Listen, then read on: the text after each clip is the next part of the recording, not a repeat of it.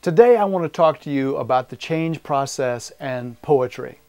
And I want to actually talk and ask you how much change you have encountered in your own life over the last year or so. And I'm talking about in your work life, in your personal life, in all the areas, even the community. And I think that if we answer honestly, for most of us, we see that we're all in the change business. Which brings me to one of the first change agents who was the great poet Goethe, who wrote a wonderful poem about change a little over 200 years ago, actually, called The Holy Longing. And he said this, he said, "Tell a wise man, or else keep silent.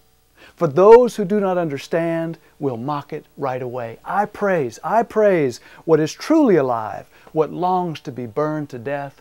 In the still waters of the love nights, where you were begotten, where you have begotten, a strange feeling comes over you now as you watch the silent candle burning.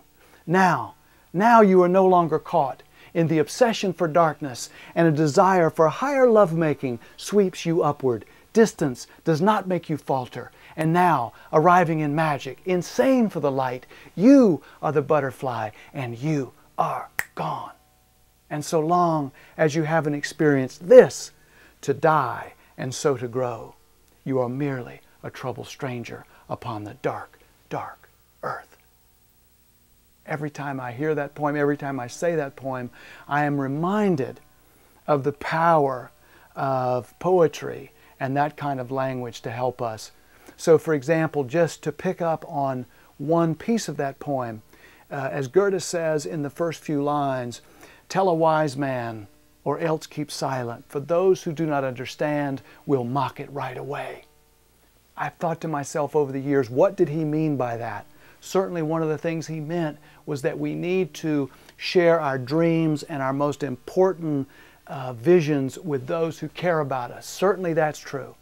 But what it also means is that sometimes one of the toughest characters we can deal with in a big change in our lives is the person inside us. It's our internal voice telling us that we can't do it, or we can't make it, or we can't have it. And so that's one of the first things that Goethe is telling us about.